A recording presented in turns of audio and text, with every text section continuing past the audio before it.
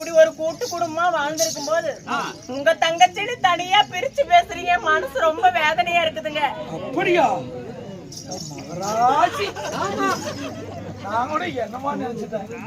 இன்னும் ஒரு நாளைக்கு கூட உங்க தங்கச்சின்னு பிரிச்சு பேசிடாதீங்க. நம்ம தங்கச்சி நான் நாத்தனாவான்னு பாக்கல, என் மகளாதான் நான் பாக்குறேன். அவளுக்கு ஒரு தாய போலங்க நானு. கடவுள் எதுக்குதான் உன்னை எல்லாம் படைச்சான்னு அந்த உலகத்துல தெரியல. எல்லாத்துக்குமா இப்படி நேரியம் ஏங்க கொண்டாடி இப்படி கொடுத்துல அதுக்குதான் நான் உங்க வீட்டுல இப்படி காலை எடுத்து இப்படி டிம்முன்னு வச்சேன். குபு குபு குபு குபு குபுன்னு கொட்டுது. நல்லா இருந்த ஊடா இல்லைங்க, காசு பணம். அப்படி நான் போற இடத்துல நான் ஒரு ராசிக்காரி. அப்படி இனிமேல் உங்க தங்கச்சின்னு பிரிச்சு பேசாதீங்க.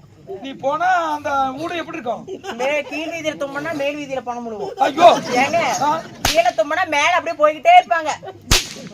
நல்ல இடத்துக்கு மேன்மைக்கு மேன்மை அடைஞ்சுக்கிட்டே இருப்பாங்க. அப்படியா? பரவாயில்ல, எந்த குறையும் இல்லாம நீதாமா தாயை போல பாத்துக்கணும். நான் தாயை போல நின்னு பாவிச்சு உங்க தங்கச்சிக்கு எந்த ஒரு குறையுமே கொடுக்கும். அவ ஒண்ணு கேட்டா நான் 2ஆ கொடுப்பேன், 2 கேட்டா நான் 4ஆ கொடுப்பேன். வேணான்னு சொன்னா கூட திணிக்க திணிக்க திணிக்க திணிக்க ஊட்டுவேன். அதுக்குதான் உன்னை இத்தனை நாட்டுல தேர்ந்தெடுத்து கல்யாணம் இடிச்சு இடிச்சு இடிச்சு அப்படியே ஊட்டுவாங்க. அப்பதானே புள்ள நல்லா வளருவாங்க. நல்லா பாத்துக்காமா? நல்லா பாத்துக்கிறேங்க. போய் வருகிறேன். உங்க தங்கச்சி நினைச்சு இனிமேல் நீங்க கலங்க வேண்டாம், நான் பாத்துக்கிறேன். நீங்க குடிமக்களோட நிலைக்கிறது போயிட்டு வாங்க சுவாமி.